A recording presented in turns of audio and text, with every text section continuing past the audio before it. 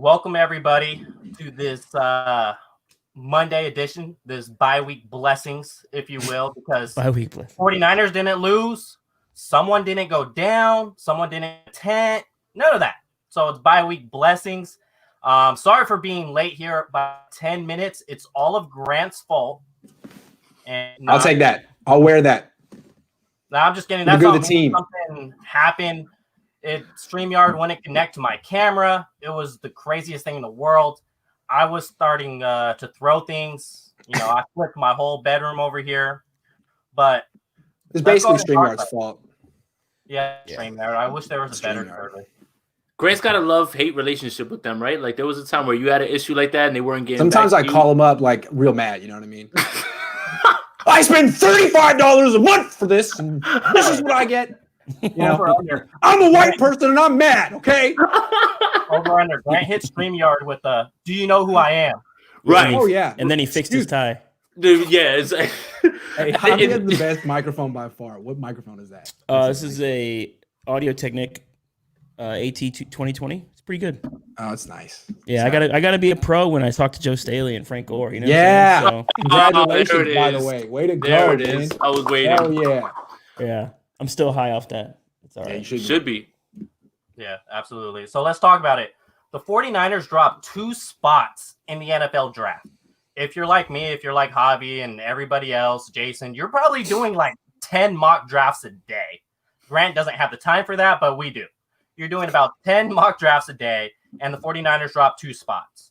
But on the bright side, when you look at the strength of schedule, that's basically tiebreakers, how you're able to move up or down if you have the same record with another team.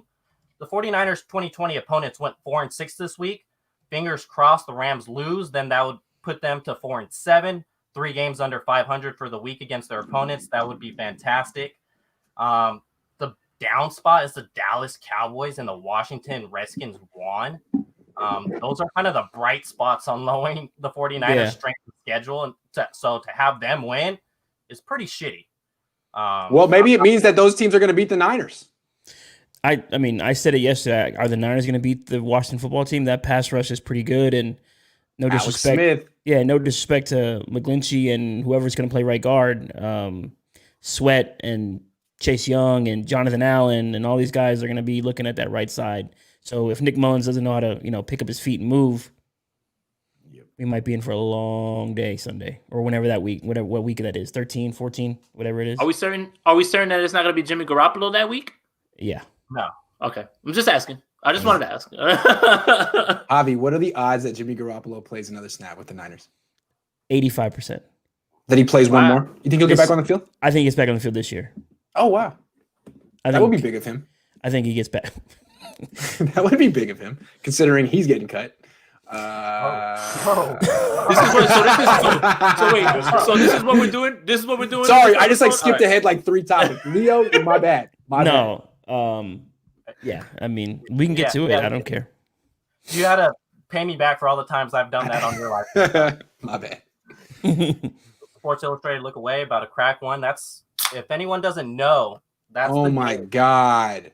Of tapped in sport. It's what are you tapped into? What's on tap? If you would have said something, I would have had a beer.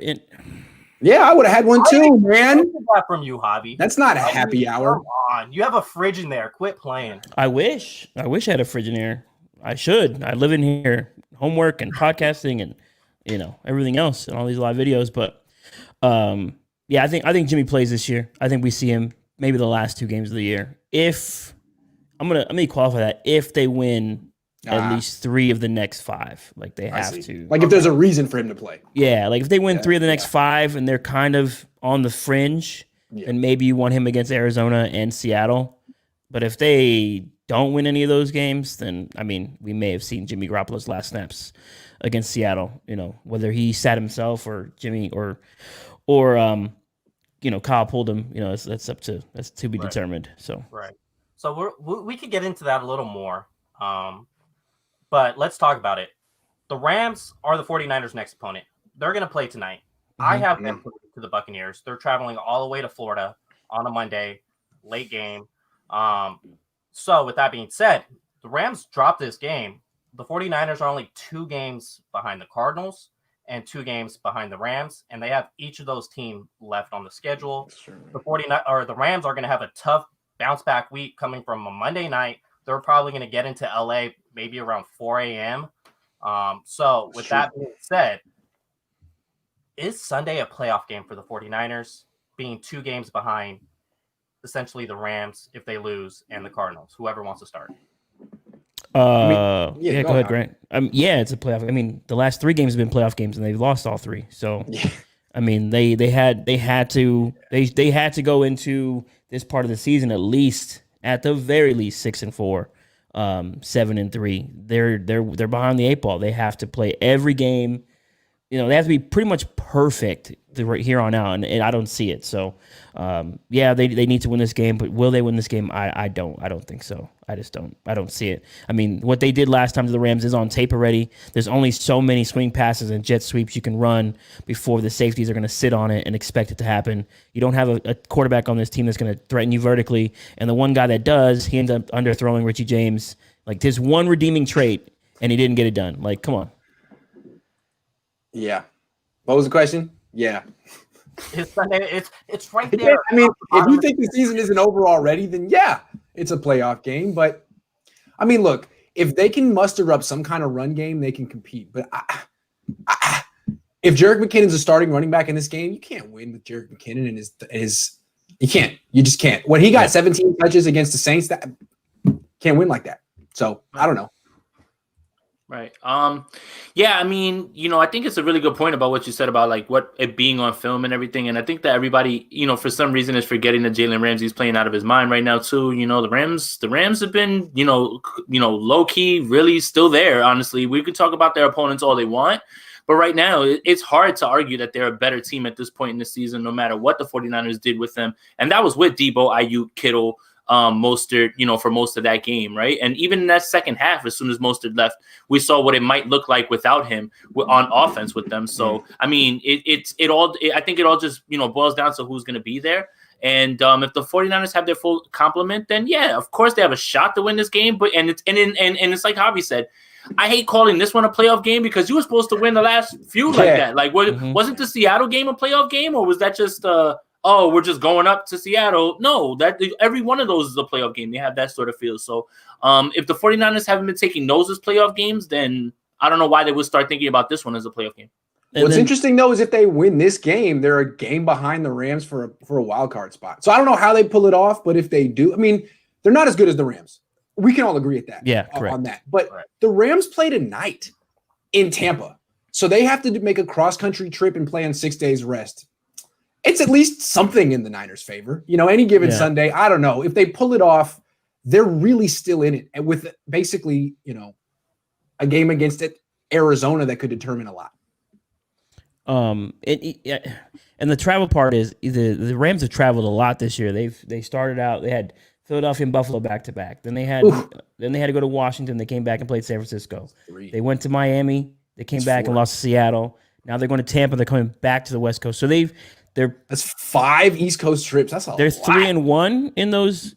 Okay. They're 3-1 coming off of those games. Yeah. They're 3-1 coming off of those games. So maybe the Niners get the advantage there with that. But McVay has his group pretty much dialed in, on this travel thing, and it helps to have a coach who's confident in his quarterback. So that helps too. I feel like the defense should be ready to play though. You don't really have a question about the Niners defense. No, you don't.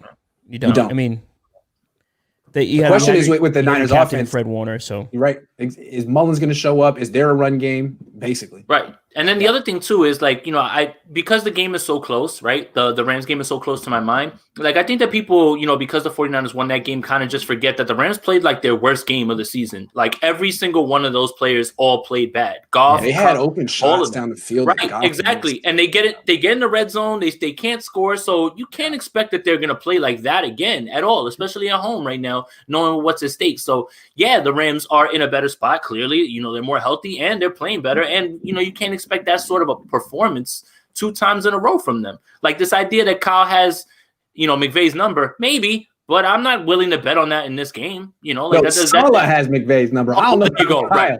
There you go. I'm with you. Yeah. I'm with you. So what the 49ers have in their favor is obviously the travel of the Rams. They have that to where the Rams could be a little sluggish, have they could go into Tampa Bay and have a game that comes down to a game-winning field goal where they lose.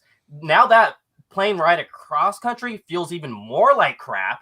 And then you're going to have this 49ers teams that's basically, I don't know how much fight they have in them, specifically Eric Armstead. They need something out of him in order to get some type of push going, because there's no way they can't make this push without Armstead. Like, it is what it is. Like, we know who he is. I'll text him. I'll tell him, hey, play better. No, just homie. Upload like 5 videos. Eric. Please upload. Maybe it's like jogging around the field. It didn't work the first time you did it, because he hasn't hit the quarterback's fence. Maybe you should do it again. It worked too well when I told him to contain the quarterback. He's like, all right, fine. Watch me not ever rush the quarterback again. No, it's hard to knock any member of this defense right now. I think I'm just being too hard on Armstead. They're all playing well. Right. They're all playing well. Let's talk about McGlinchey. Grace Wallace. We'll get into that. But if the 49ers have Mostert for this Rams game, I think they absolutely win. They're probably going to be the underdog. Hey, what's going on with Mostert? His injury is mysterious. I never even saw him get hurt. Does anyone have any rumblings, Javi? What's up with Mostert? What was it? He had MCL sprain against the Jets, and then he had the high ankle sprain against the Rams. We haven't seen him since the last Rams game. So this is the San Francisco high ankle sprains. So I mean, was his as severe as everybody else's? I don't think so. Maybe he's just back. He's a speed guy though. It's just, when you have a speed guy like that, you got to take your time with him, and maybe he's not the. I said during the offseason that there's no way he's going to get 200 carries, and I still believe that. He's just not a 200 carry guy. He's your guy who's going to give you 10 a game, and those 10 are going to be huge. So you need that. So now, where we had, Matt Breida, he had all his issues, but the Niners were banking on Tevin Coleman to stay healthy. They were banking on Jeff Wilson to stay healthy. That's you want a complementary backfield, and they don't have that right now. So if Mostert is back, yeah, they might have a chance, but you know who's missing in this game? George Kittle. George Kittle helped bail out McGlinchey big time the last time, because what did they do? They put Aaron Donald over McGlinchey, and where was Kittle? Right next to McGlinchey, helping out with Aaron Donald. There is no George Kittle this week, and Ross Dwelly, probably not. I mean, and Ross Dwelly, your boy Ross Dwelly can't block to save his life, Grant. He can't. He's doing bad. He's doing bad right now. He can't. I never said he could. Well, he's a wide receiver in a tight end's body. Yes, right. He's not a blocking. Right. He's not a blocking specialist. He's not like, that's the one thing that neither is Charlie Warner, but it's all right. But that's different. But that's different. Yeah, that's different. Yeah. But don't worry about Mostert, guys. I mean, Tevin Coleman looks like he'll be ready for this game. So what's the difference? No big deal. Yeah. Got it on lock. You got to say your signature first play of the game. No, honestly, if Jeff Wilson Jr. hadn't gotten hurt, I feel like the Niners could have won a couple of these last few games. Yeah. He would have been so helpful. Yes, he is. The Saints game for sure. The Saints game. Well, I don't know about the Saints game. There was a lot of bad run blocking going on there, but definitely a few of the other ones. Jeff Wilson is what Carlos Hyde is supposed to be. So I like that. Yes, he is, man. He really runs. Wilson is supposed to be what Tevin Coleman is supposed to be. True. Boom. Also true. Especially in this offense. Yes. I like to see Austin Walter play. I don't know. He looks all right, man. Yeah, he looked good. Give him a shot. Yeah. Well, let's go ahead and move on to something a little more positive, I guess. Quarterbacks? Quarterback is always fun. No. It's Brandon Ayuk. This guy is emerging as a star in this league, but so is this 2020 wide receiver class. They are just stacked. Run through some names for you to figure out what your guys' opinions on where Brandon Ayuk ranks among them. I have CeeDee Lamb, Jerry Jeudy, Michael Pittman, Henry Ruggs, Denzel Mims, Justin Jefferson, T. Higgins, Chase Claypool, and of course, ours truly, Brandon Ayuk. That's 9. And there's probably still some more names I could throw out there, but that's the main core 9. Yeah. He's in the top. Sorry. He just had to say it, right? Like he couldn't let it go. Mature. No, Ayuk is in the top 5, I think, right now. Because when you look at those guys, look, CeeDee Lamb just did something yesterday that I don't think I've ever seen a wide receiver do. with that catch in Minnesota falling on his back. Like that was incredible. Jerry Jeudy's kind of stuck in an inconsistent offense right now, but I think we all agree that he's still an amazing route runner, and he's still shown that he can do it, right? Justin Jefferson is just incredible, man. Like, with you know, Kirk some Cousins. of those. Right, I was about to say some of those throws might look unfamiliar to 49ers fans because, you know, they're deep and, you know, they're over some defenders. Like it's, you know, I was like, you know, it's interesting because people want to give other people crap for saying that Kirk Cousins can throw the ball deep better than Jimmy Garoppolo. But that's not an opinion. That's not an opinion. Really grow, right? Anyway. His face and his personality that are kind of messed. Yeah. Right. Yeah. So Justin Jefferson, you know, but I've got Ayuk in that same group right there, man. Yeah. Pittman is coming on lately, right now. You know, Jalen Reagor's in there as well, but we understand what's going on with the Eagles. There's a ton. This wide receiver group is deep, man. It's very deep. But I've got Ayuk somewhere in the 5. You know, probably. You know, I probably have him right now just based on the way he's played and the way how inconsistent the Broncos have been. Probably ahead of Jerry Jeudy, I would say for sure at this point. But I think CD is probably one. Justin Jefferson every week is continuing to show you that. You know, what everybody wanted. So he's up there as well. So, you know, probably I would say Ayuk is at 3 right now. You know, Chase Claypool has 11 touchdowns. I completely forgot. Yeah, I completely forgot. He had 4 in one game, and, you know, he had those 2 handoffs and everything else. But it's a little skewed, but it helps with these other quarterbacks outside of CeeDee Lamb. The rest of them kind of have a quarterback. Derek Carr is playing pretty well. Obviously, Drew Lock is struggling, but Drew Lock can still throw the ball down the field. We all know who Kirk Cousins is. And then Big Ben is kind of slinging it all over the place when he has to. He's not actually. They're not asking him to do too much right now because the defense is really good. And then Brandon's got to deal with Jimmy and Nick and CJ, and for Brandon to be wide open as he is consistently, I think we'll see a lot more from him whenever they decide to move off of Jimmy Garoppolo or upgrade the quarterback position. So, you know, wide receivers are dependent on quarterbacks, and if you don't have one, your wide receiver isn't going to be what you want him to be. And with Justin Jefferson, I think Justin Jefferson is 1.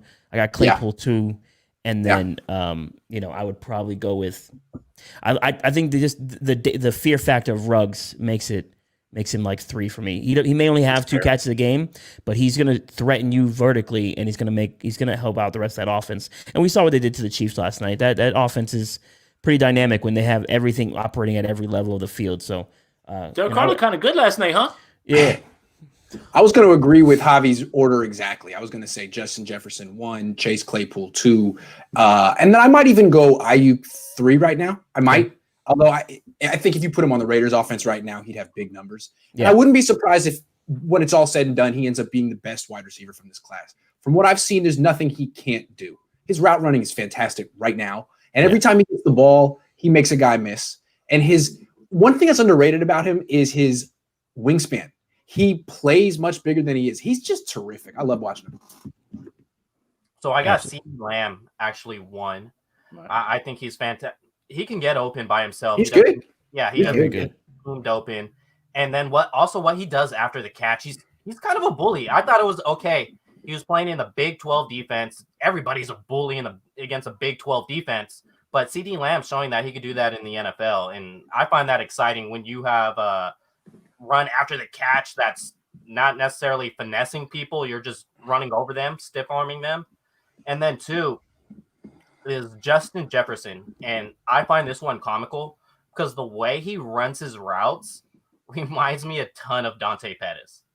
Except, you know, with the arms up here, the legs all over the place, and how fantastic he is as a route runner. The thing is, Justin Jefferson's a dog. Well, he played in the SEC. Came from the SEC. He has heart. Looks like he loves the game a ton, rather than Dante Pettis is just a good route runner, I guess. Not really. Takes good photos. Takes good photos. Great TikToks. Great at TikToks. Great TikToks. Yeah. And I he used to have good hair. I don't know what happened to it this year. He came in looking bummy this year. I don't know what happened. Yeah, it was the stash. The stash threw it off. The stash threw it all off too. Yeah. Okay. And then 3, I'm gonna have Brandon Ayuk actually over Chase Claypool because I think Claypool could have a similar touchdown production if he had Ben Roethlisberger as his quarterback, opposed to injured Jimmy as well as Nick Mullins or CJ Beathard. I think there's no reason Ayuk could have the same amount of touchdowns as Claypool. Fair. Real quick, the thing I like about Claypool is that even though he's so big, he can be used in the gadget ways that a lot of others. He's interesting. Keep going. So let's get depressed. When I see Chase Claypool, I see what the 49ers wanted to do with Jalen Hurd. That Yes. is very true. Yes. I hate it. Every time I watch, Absolutely. I'm just like, oh, cool. That's what it could be with Jalen Hurd. Do you think that'll ever happen? No, No. Probably not. probably not. Yeah. Probably not. It sucks, but It does. Yeah. the Niners I are get drafting the another thought wide process, receiver. though. They're going to I draft get- another wide receiver. They have to. Definitely. I definitely agree with that too. But I get the thought process, and I see, and when you see Claypool, it's like, damn it. Like, You like think that's they'll draft another wide receiver before they take a corner? Yeah. That would piss me No, off. no. Better not. They're going to Come take on. a corner, and they'll probably do a wide receiver late. Okay. Daz Newsome is the guy. Daz Newsome. You got a name. Who is Daz Newsome? North Carolina. He's a slot receiver. Okay. Yep. Okay. I'm already in full draft mode, baby. You've been. All I You've know been is there. 5 people, the quarterbacks. That's all I got. All right. Well, since we're talking corner, let's just jump right into it. What's a more pressing need? The Oh. right side of the offensive line, because who the hell is your right guard? Just playing musical chairs there. Tom Compton, just a bunch of Tom Comptons at right guard. And then right tackle is Mike McGlinchey. Do you not pick up his 5th-year option? Essentially, he's on a 1-year deal to where if he plays like crap again and you're not going to want to – these offensive tackles, they get overpaid. I would not be shocked to see some team that overreacts in free agency and hands Mike McGlinchey $11 million per season. It happens all the time. It happened with Jawan Taylor, the guy that was on the Tennessee Titans last year.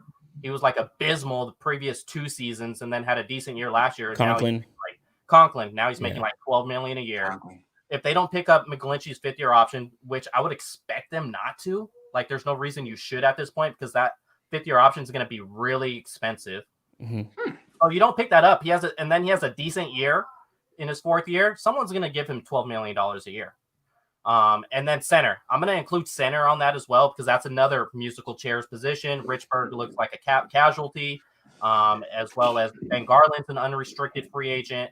Or the cornerback position where 4 of your top 5 corners are unrestricted free agents, which is Sherman, Barrett, K1, and the best corner in the slot corner in the NFL, Jamar Taylor. So you have those 4 guys unrestricted free agent, as well as Emmanuel Mosley, easy to retain, obviously tender rights. So Grant, I'll start with you. What's the most pressing need to fill? It's a tough question. I guess the more pressing need is O-line because it's killing the season right now. Yeah. It's just killing the season. But I think it's harder to find the cornerback that they're going to need. They need a corner who's big and fast and good. That's not easy to find. A corner who matches up with DK Metcalf and DeAndre Hopkins. That's not easy to find. Like to get a good right guard, you can find that. To get a good center, you can find that. Maybe, is it possible to revive Mike McGlinchey's career? Possibly. I think what the more pressing need is offensive line, but the more difficult need to address is the big corner that they need.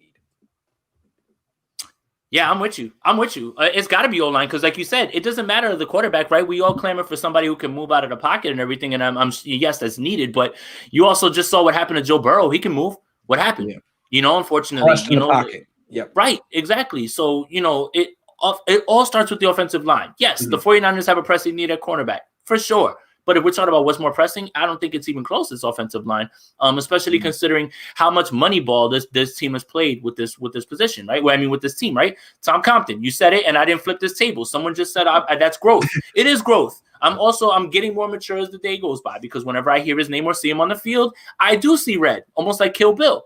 But the 49ers really need to figure out pillars, right? Like cornerstones, and they thought that's what they had in McGlinchey, and at this point, I don't want them to bring back this 5th option, but they're probably going to have to.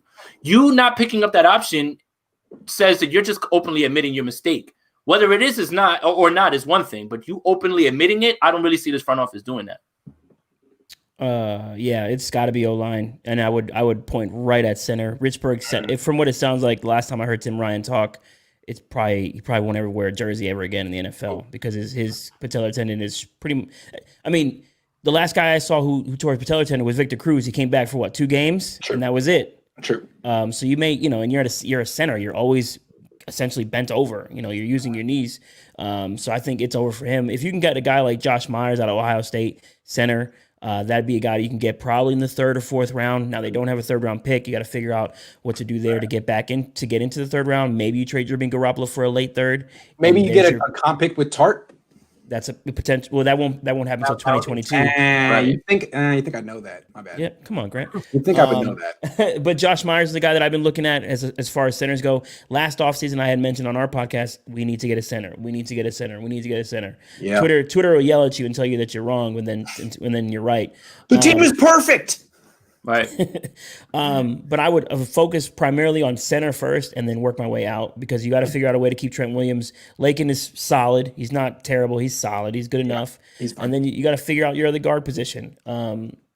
Maybe Brunskill, maybe you find someone in free agency. But the cap's going down, so this is where it goes back. It goes right back to the quarterback. All these conversations lead right back to the quarterback because of the money there. But on the cornerback side, I think you can figure out a way to keep Sherm on the cheap, and I think you might be able to keep Jason Verrett on this team. I don't think he's going to price himself out. What about McGlinchey, Javi? What is going on there in your opinion, and is he salvageable? Yeah, I think he's salvageable. I think a lot of it has to do. He's in his head a little bit. You know, we talked to Joe. We talked to Joe on our show, and he had mentioned Mike gets a little bit into his head a little bit too much, and that might be why. They have like a little ritual before games that they would do, where he'd come up to. It was the way Joe framed it. It sounded really awkward because it was funny, but after their meetings, they'd go up to Joe's room and they'd sit down, review tape, go over the game plan. It was like a scheduled thing, and it's something that kind of happens every week. So maybe Mike has to get into a different routine and figure some other things out. But I think Joe really held his hand, in a sense. Joe is potentially, possibly, yeah. Possibly. I see. So he missed Joe this year. Yeah, I think this whole team misses Joe. It clearly, yeah. Fascinating. You were right. You were saying that. You've been saying that. You've been saying that. Since the beginning of the season, pretty much. And plenty of people have been saying that. Mm-hmm. And it's good to hear him vocalize that. But yeah, it's and it all goes back to the lack of accountability. It's still, like to this point, guys have horrible games, and they go to the podium and say that they did things right, and it's like, what did you do right? I don't understand. So yeah. So and Joe Staley would never talk like that, because he would always have a good game, and if they lost, he wouldn't be like, hey, I just want you guys to know I played well, just for the record. He'd be pissed, and he'd be like, it wasn't good enough. It just wasn't correct. Yeah, that's Joe. Yeah, Joe, very accountable. How many times has Joe brought up Twitter in his career? Is he on Twitter? He is on Twitter. Yeah, he is. Yeah, but how many times has he brought up armchair quarterbacks choosing one play or two? He's above it. Never. He's above Never. Joe's the coolest. Joe should have like a daytime talk show in the Bay Area. He should be the guy on the post-game show. Like, he should be running Bay Area sports football media right now. It just seems like he doesn't really feel like it. He's like, I'll just be in San Diego. Cup of Joe. Yeah, call it Cup of Joe. I'm gonna write that down. Let me call Joe real quick. Now get out of here. You're welcome. I said it first. Tell him he needs to do this for a living. He's so I know. good. We told him. I was like, yeah, you should just do it with your boy Adam Snyder, and let's do it. Like, do it. Yeah. They were great. Yeah. So What'd he say? he did think about it. I was like, all right. You know what, too, though? Linemen are so interesting, like the way that they talk, man, like in the way that they think. So that's why they'd be perfect for podcasts. They process so much shit. Yeah, that's what I'm saying. So much stuff. Staley's so smart. He's a legendary 49er, and he's funny. He would be so good. So good. Oh, yeah. So absolutely. Good. Yeah. I was just listening to your podcast, Javi, with the one with Joe Staley, obviously, and I could watch movies, like hilarious movies, and I'll never laugh. Right. I'm listening to that podcast, and I catch myself giggling like a little girl. I'm like, who the hell's that? Who's laughing? I'm like, oh, that's new. But I like Joe's sense of humor. He's got that dry sense of humor. He keeps a straight face the whole time. He's hilarious. Good people. I have a center for you, though. Alex Mack. He's a free agent, and Shanahan loves his guys. So that I believe that's someone that 49ers could bring in to fill that center role. What I would be interested in, it's not going to happen, but I think Alex Mack, quick replacement, have McKivitz at right guard, maybe practice him there, and then to me, last year Brunskill was not too bad at right tackle. I'm to the point where I'm done with McGlinchey. He plays too much on his back heels, and is that going to get fixed anytime soon? You're going to extend Trent Williams. It's obvious at this point. And Trent Williams is not babysitting McGlinchey like Joe was willing to do, because Joe cared so much about the team, cared so much about winning, cared so much about the culture. Yep. I'm not knocking Trent Williams in any way, but Trent Williams is not going to do what Joe did, because this franchise was Joe's and he was the center of it. And so that being said, is he going to get any better without Joe being in that locker room? I mean, with McGlinchey, what I want to see, I mean, it's fair what Joe said. It's in his head. It's mental. I mean, he's giving McGlinchey the benefit of the doubt. I think we all see a guy who looks underweight. Is that fair to say? He looks light. Yeah, he looks very light, yes. He looks light. So what I think, the reason I think he's salvageable is I think he's a case of a bad quarantine workout regimen. Whatever he was doing didn't work. I don't know what it was. Didn't work. Worked for Fred Warner. But like all these players were on their own. There was no strength and conditioning program. Bring him back next year, assuming that there will be minicamp and OTAs. He won't have Joe Staley looking out for him, but he should have the rest of the team not babysitting him, but at least overseeing him. And he should be hitting his weights. So I think he should be better next year. I mean, because during on the runs of the Super Bowl, he looked good. Like he was solid. And after he came back from his knee, what did they do? They drained his knee out or whatever at one point in the season. He was getting, the first game back was a struggle against Seattle, but after that, he cleaned it up. He was doing fairly well. He wasn't allowing any QB hits. And I think Grant's right. The workout regimen, he looks very thin for a right tackle. I'm watching the right tackles last night for the Raiders and Chiefs. I'm like, these guys are like 320 and McGlinchey looks like a tight end. I'm like, what's going on? So maybe put some weight back on, and that's going to help him out. That's probably will help him out. Is he vegan? He's not vegan, is he? I mean, Tom Brady's a vegan, so what? Tom Brady's he vegan. But I think he cut that out, right? That's what it is, right? He cut that out. What it is, he needs to gain 10 pounds or 20. But wait, was that Grant like being fair on his take right there about McGlinchey? Like, I'm just like, I just wanted to see if I could hear that. You can't get rid of Mike McGlinchey. The first round, you can't. You're stuck with him. So I mean, there's no, you can't get rid of him. I'm just thinking it's possible you could get him back to what he was last year, which was but that was fair. That's a fair point about the workout, right? Like not everybody, people work out to stay in shape, but the levels of what you're doing is different, and people are by themselves. So I thought it was well thought out. I was just trying to see if I heard it right. I always am looking for Mike McGlinchey's perspective. I'm trying to see it from his, because people give him too much crap. Really, it's not fair. Yeah, he means well. Who gives him too much crap? You do, Leo. That's why I was like, he's a person too, and he's still here. So let's just. People. He's about to have guys, call him. Oh my God! What? Oh, I love how that guy spent the last couple years pandering Niner fans so hard and just blew it all with one tweet. Yes, he did. One tweet, and it was like everyone's like, "Oh, ew, never." My bad. So we kind of organically answered this. Should the 49ers shop McGlinchey what would the market be? Everybody's saying, but turn it in. Do you give him his 5th-year option if you're the 49ers? They have to choose at the end of this season. I think you might. I think he probably played out like he played out Solomon Thomas. You just don't give it to him. You got to earn this contract coming up. If he does, then of course the Niners will be the first in line to be like, hey, look, we can tag you, or we can get you this extension done, or you can shop the market.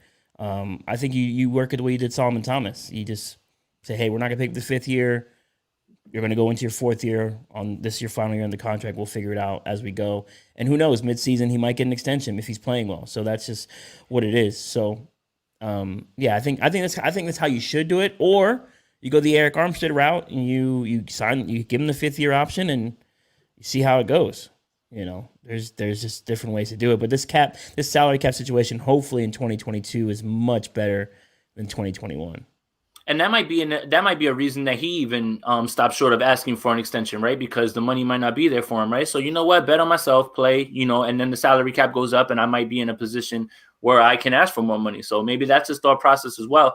I always try to make it seem like players are worried about the team, even though they shouldn't be or will be, but I mean, that's just a thought, right there with that. I mean, if the salary cap is better 2 years from now and he does find himself, in a good spot because he played well with pass pro next year, then he could, say, you know what, I want more money than I thought I wanted last year, So, I mean, it's just a thought.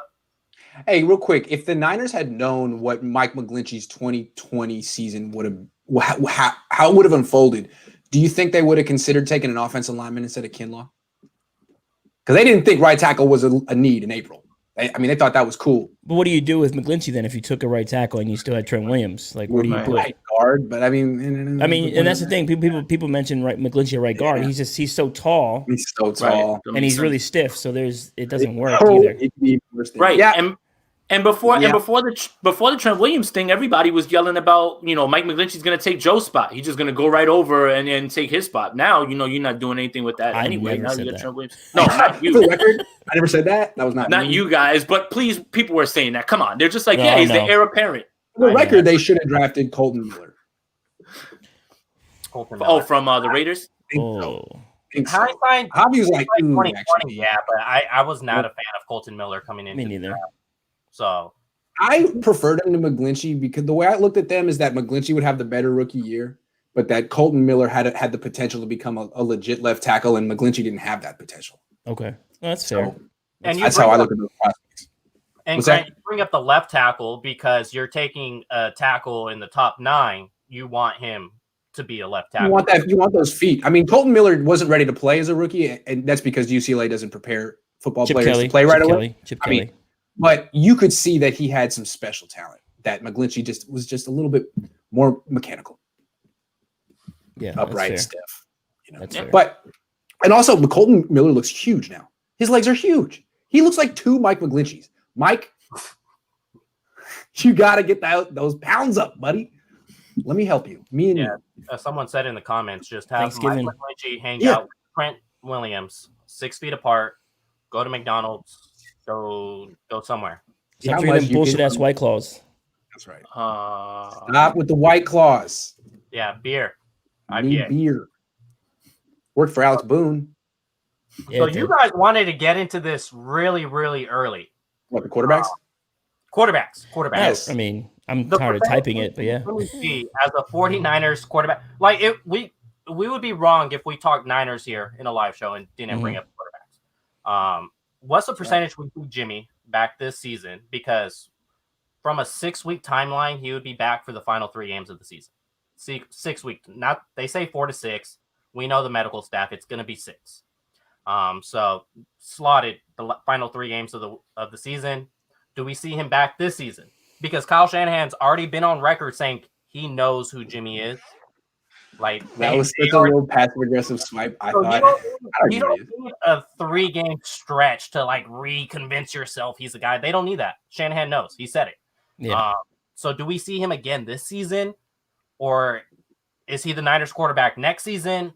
What's the percentage he'll be active on game day in uniform for the 49ers? Week 1 next year? Next year. Because the reason where I got this from, let me see. I wrote it down. It 0%? Was from Matt Barrows. Oh, who's not gonna say anything he shouldn't say. Okay. Because Bob Lang would be all over that. Same thing with Matt Mayoko. Bob Lang would be all over that, and those guys aren't shying away from it. He gave up for the Athletic. The percentage on Jimmy G comes back for the 49ers in 2021. Option 37%. 1, status quo was 4%. So that means they keep the 4%? same quarterbacks. Yeah. Okay. Status quo 4%. Oh, okay. Option two, Jimmy plus a first-round pick, 14%. Option 3, cut Jimmy plus draft a first-round pick. So get rid of Jimmy, draft a first-round pick. That's at 19%.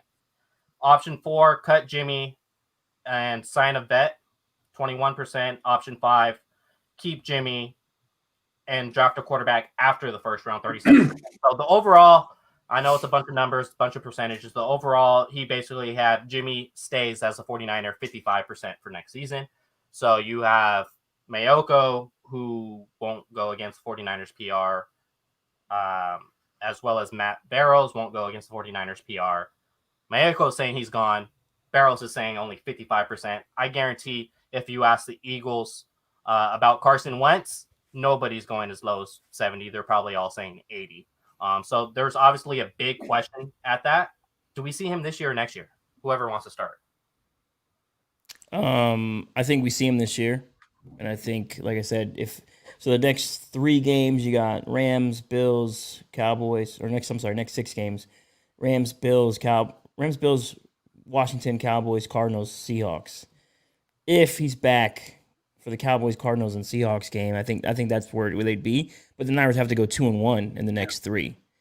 I don't see that happening, but I think they might just want to get him out there anyways. That just kind of sends a bad message like, yo, if you're good to play, you should play. Like, you are the $25 million man. You need to be out there. Yep. That's just a bad leadership thing. And Kyle needs to be like, yo, either you play or, that's it. And I think it's fair to say that he probably won't be on the 49ers team next year. And I keep pointing right directly at the cap situation. Do you want to pay a guy $25 million that you don't trust, that you don't really see as your future, because it's pretty clear how they want to run this offense because of their quarterbacks, and then risk losing guys like, a Sherm, a Verrett. You don't get to bring back guys like DJ Jones. You don't have guys like Kerry Hyder, who's earned a contract going forward. I would rather you can't move Jimmy Garoppolo though until draft day. Like, you have to secure the draft pick first, and then figure out what to do with Jimmy Garoppolo. What sucks as Niners fans, like, I know us 3 are Niners fans. Grant always says don't be a fan of the team you cover, but you know what? I'll take that back. Do what works for you. Do you, Javi? Do you? You're doing great. I'm just saying what works for me. I mean, you got to look at you have to secure the draft pick and then figure out what to do with Jimmy Garoppolo afterwards. And then I would honestly look at a vet, Andy Dalton, see what he's going to cost you as a veteran option to help teach the offense. He did come from Zach Taylor in Cincinnati, who runs pretty much the same offense in Cincinnati as is, so he wouldn't be that big of a transition. And then roll with a rookie. And you guys know where I'm at with the rookie quarterbacks. You know who Bay number 1 is, and that's Bay number 1, Zach Wilson. Bay number 1.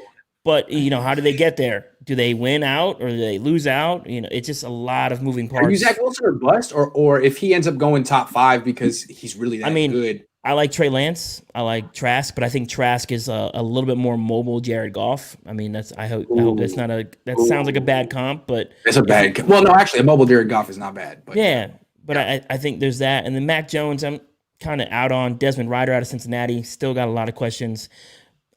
The Niners got to figure out a way to get into the top 10 based on their record, and then with a trade into the top 6. Like, they have to figure that out. Yeah, I don't think Jimmy has a future. I'm sure they'd love to get him back on the field for a bunch of reasons. They're paying him to play, and I don't think he has any trade value right now because of how he played this year, because of how frequently he's gotten hurt, because the cap's going down and what his cap number is. So if they can get him back on the field and maybe have him win a couple games, have him take him to the playoffs, have him play a playoff game, maybe they could get something for him. But I actually don't expect him to get anything for him. I think they're going to have to cut Jimmy. Yeah, I honestly think that's what's going to happen. Yep. Yeah, the only way that Jimmy Garoppolo is on this team next year is if he's serving as a bridge to somebody else and he restructured his contract. One question: why would you? Why would he though? Why would he? He wouldn't. And if I was him, I would not. It's either trade me somewhere where I can play, or cut me and someone will come see about me and I'll have to take money, whatever I get. So we already saw him talk to Robert Kraft. We already know he's got options.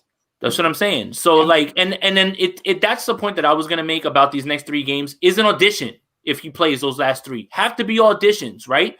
He can either boost his trade stock or play badly and completely tank his stock. But I think it does send a wrong message to the team if he's healthy and you're still like, you know what, nah, man, we're good. But I think that what they'll do is they'll find a way to get him, at least good enough where they can boost his trade stock. So, those games, there'll be those easy throws and everything for him, provided everybody's there and healthy. And that there's games that matters, right? Like, I don't suspect that this team would push Deebo Samuel into a game that doesn't matter if he's not healthy or Mostert or something like that. So there's a lot that goes into it, but the only way I see him being on this team next year is if he restructures. I don't see him doing that. So I don't see him being on this team next year, man. I really don't. And one more thing, I think Kyle is looking forward to moving on from Jimmy Garoppolo. Yeah, I don't think he ever really wanted him. I think he tried to make it work, and I think he's looking forward to the fact it's like, hey man, I got a 6-year extension. I can do what I want. I'm not missing this opportunity, and I can draft whatever quarterback I like and start him week 1. And it's my team. And as much as we, my bad. Go ahead, just go. You go. Oh no, and the thing is we always want to say, well, Kyle is like whatever, resigned to whatever. We're gonna lose these games because I don't have the quarter. Look at him on the sidelines when they throw interceptions. He's not like, he's like, oh my god, like I just dialed you that up, and you like, so he's clearly upset with Jimmy, with Nick, with all of them. Yes, with all of them, it's all of them. So it's clear that. It's not that he just wants to move on from Jimmy. He's done with all of these guys. He's seen them all already, and he's done with all of them. Ideally, none of these guys are on the roster for him next year. Ideally, and with Kyle, I think a lot of the stuff with Kyle Shanahan is like, well, he hasn't. Look at the guys he's drafted. Okay, so look at the guy he's drafted. He's drafted Kirk Cousins, right? So he was responsible for that. That's a 4th-round pick who's had a pretty good career, correct? Right? That's fair. And the way we evaluate draft picks, a 4th-round pick to have that kind of career, that's a win. Okay, CJ Beathard would be a 0, so he's 50-50 there. Sure. You go back to his Texans time, when was the last time a wide receiver coach was responsible for a quarterback? True. Never, right? He goes to Washington with his dad. RG3 was a guy that they didn't want, but they wanted Russell Wilson, so they were on the right guy twice, Russell and Kirk. So I'm going to trust Kyle Shanahan to make the evaluation going into this offseason if they decide to draft a quarterback. I think he knows what he's doing. His best quarterback was Matt Ryan, and he inherited him. Matt Schaub, another guy who's really good, he inherited him. So we got to give Kyle the benefit of the doubt here. And there's some discussion on Twitter or wherever else about these quarterbacks have regressed and blah blah. Maybe they just maxed out. Like these are who they are. All three of them are maxed out. I also think he can't miss this year. Whether it's Trask, Wilson, or Lance, all of them would be great picks. He can't miss. Just take one of them. Don't take Justin Fields. That's the one thing I'm a little nervous about Fields. Not because I don't like his athlete. He's a hell of an athlete. It's Ohio State is not preparing quarterbacks for the NFL. That's on them. That's the argument I see all the time too. And I think Javi, what you said about damn it, I had it, it's gone. Whatever. You go. It happens to me all the time. I literally had it and it just left. It's gone. What are you talking about again? It's all right. Yeah, Justin Fields. I don't trust him. He's not going to be there for the Niners anyway. What happened, Leo? Yeah, so to piggyback off the Justin Fields, Ohio State. It's a great scheme. They have a lot of guys wide open, and Justin Fields can make every single throw on the field. What I have not seen Justin Fields do so much is actually fit the ball in tight windows because it seems like guys. Because it's Ohio State. He's in the Big Ten. It's easy. There's Zach Wilson plays North Alabama on Saturday, whatever it was, and people were like, "Oh, the competition wasn't the greatest." His wide receivers aren't that great at BYU, and he's placing the ball. Yes. And what I'm looking at with Zach Wilson is his ball placement and the velocity of how the ball comes out. And there was a play, I want to say in the second quarter, where he threw a touchdown inside in the corner, the front end of the corner. The receiver stepped out of bounds, but where he put the ball was only the wide receiver can get it. And that's what matters to me going into the next level. If you can continue that type of ball placement and velocity on those throws, Kyle Shanahan, we've seen the charts. Jimmy Garoppolo only throws to wide open people. What makes you think Zach Wilson can't hit somebody wide open? It's true. My only question with Zach Wilson, and I'm not saying he can't. I'm not questioning him. I just feel like he hasn't shown it because of where he's playing is ability to play in pressure in a muddy pocket and durability. Like, can he take the hits in the NFL? But other than that, his arm is and he's great. I like that guy. Yeah, and even if you go with a Trey Lance going to need a little bit of work. But that's why you get a vet like an Andy Dalton who can teach him. Maybe Alex Smith comes back next year and teaches. I like that. I'm serious. I like that. The Washington football team may cut Alex Smith because there's not much dead money left. You bring Alex back to the Bay to help him teach. You always hear about Mahomes and Alex Smith's relationship. Work for Mahomes. And it would be great. He's a 49er. I see it in your eye. I see it in your eye, Jason. I see you thinking about it right now. And even Alex Smith in a reconstructed leg is more mobile than any quarterback the Niners have right now.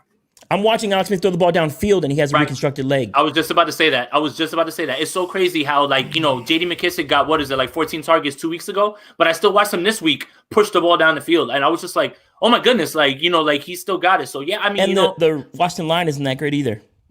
No, and I hadn't even thought of that. But honestly, it could be a situation of Alex Smith, Ryan Fitzpatrick, something like that. I wouldn't mind that either. I think what the quarterback room should be next year is Alex Smith, Zach Wilson, Trey Lance, or Kyle Trask, and Nick Mullins. That's your three. Yeah, so I think you roll with that. I wouldn't mind that at all. Yeah, fine. Yeah, so I'm gonna say 0%. Yeah, at Jimmy. plays a game for the 49ers ever again, because say if he is able to go against the Cowboys or the Cardinals, so the third to last or second to last game, Kyle Shanahan knows who he is. I don't think he's going to be like, dude, you have to play, because there may be a point to where they're already out of the playoffs.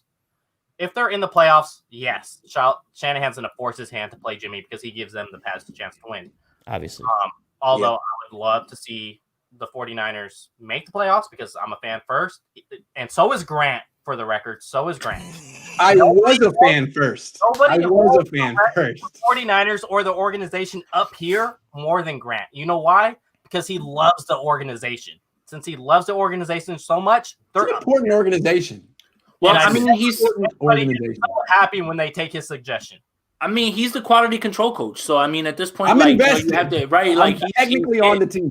You know, like he's technically, you know, and then that's why I'm a little bit like, you know, flabbergasted when Vic Beasley slips through the cracks and you've been campaigning for him and he ends up gone on a practice squad for free, right? Like I'm a little flabbergasted too, Jason. I gotta say, I don't see how that happened. They had Tack McKinley in the building and they said no, we'll see you next year. Like, all right, well, good luck.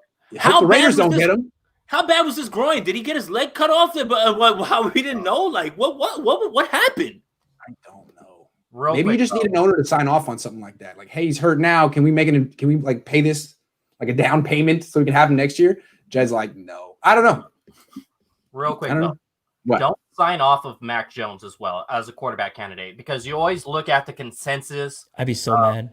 Who the 49ers should draft based on the general public, the consensus. Yeah, the consensus was in 2017, Jamal Adams or Deshaun Watson. Like, that was a consensus. They didn't do it. They took Solomon Thomas.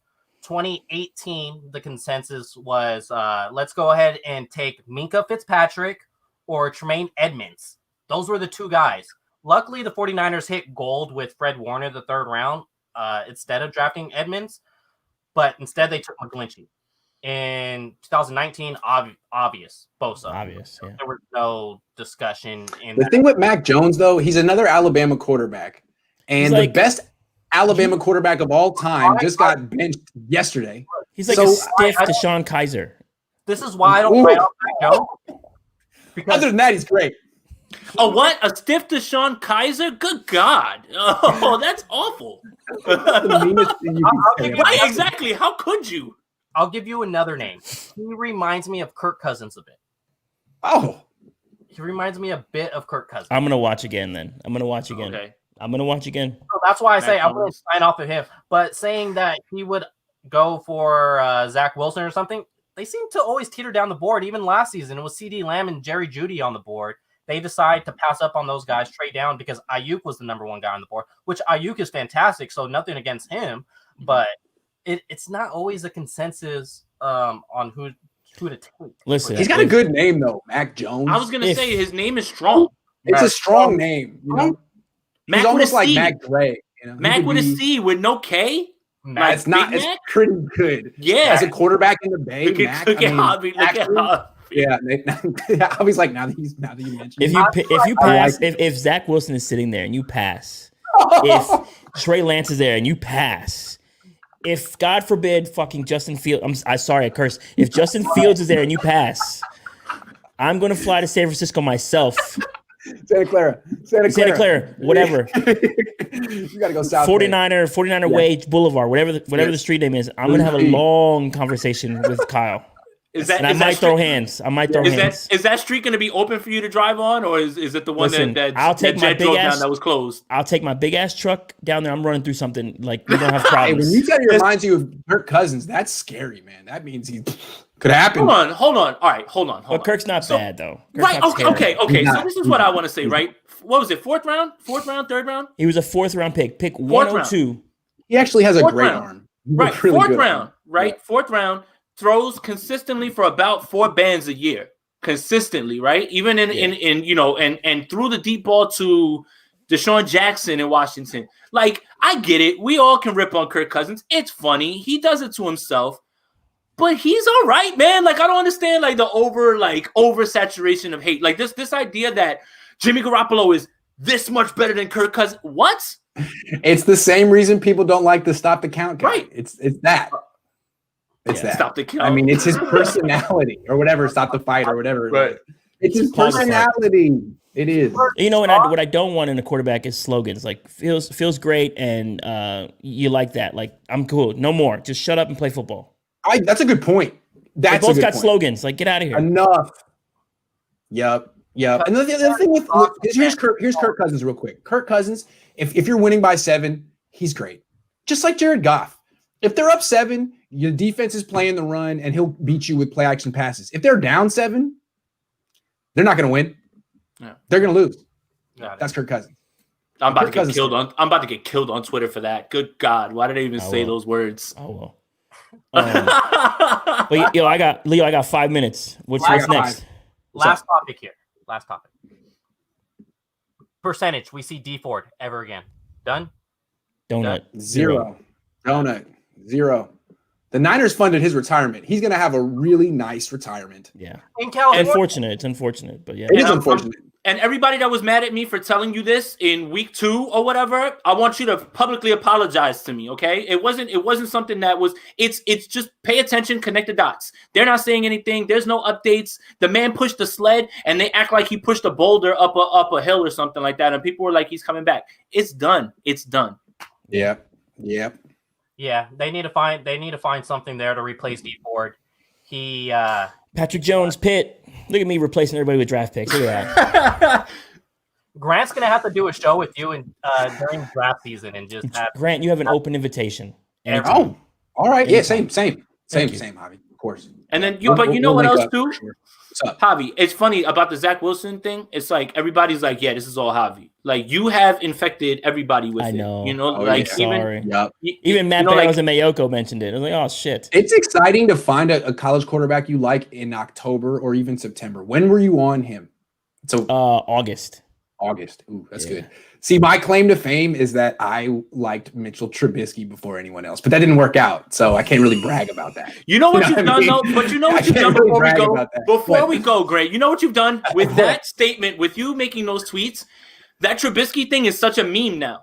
Like Yeah. now, whenever Yeah. in the comments, everybody's like, don't worry, here's your quarterback for next year, and it's Trubisky. And I'm just like, what have you done, you maniac? See, that's the one thing that scares me about Lance. Since Trubisky flopped, what I go back and look was like, well, he was a 1-year wonder. He only had 1 year of starts to fall back on from college, and that's the one thing about Lance that gives me pause. But I still say pick him if he's there. I like him. Yeah. Real quick before we leave is JT O'Solomon's YouTube channel is fantastic for breaking down quarterbacks. Absolutely. Yeah. And I believe there was some. I watched some film on Justin Fields again, and it seems like he sees guys, looks at them because you could see from their helmet where the hell they're looking. Lets the guys go wide open, and he doesn't always throw it and tries for a more contested throw. And what I noticed with him is he has a build and running ability like Cam Newton. Yep. He is way more accurate than Cam Newton, but he does not have the deep ball like Cam Newton. His limit seems to be about 45 yards, 50 yards max. I like his athleticism. I just feel like had he gone literally anywhere other than Ohio State, he'd be fine. But for whatever reason, the combination of their scheme, their conference, their running backs, their offensive line, the coverages they see, nothing prepares you there for the NFL. And what you get is you get a guy like Dwayne Haskins who comes in the league and his numbers in college were off the freaking charts. And it's like, but he can't read a defense.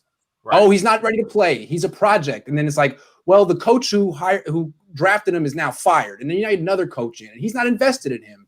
And the guy just never develops. Right. And then he's in the XFL with Cardinals. Right. Perfect. Well, hey, thank you, all three of you guys. If of course, you guys anytime. don't follow them yet, they have their Twitter handles right there for you. Follow Grant Cohn on YouTube. Grant Cohn, there you go. As well as the Fourth and Gold podcast. It seems like they drop every celebrity that ever played for the 49ers. Jerry Rice podcast, I'm assuming. We're about to have Bill Walsh next coming. week, guys. Look out for it. As well as Jason. Go ahead, 49ers Noir. Follow him on there. Yep. Oh, and Javi's going to call Joe Staley right now, personal. Hey. Phone jumping. It hasn't stopped, bro. It doesn't stop. All right. Everyone have a good holiday, yo. Take care. Happy Thanksgiving. Later, Take guys. care. Happy Thanksgiving. Peace.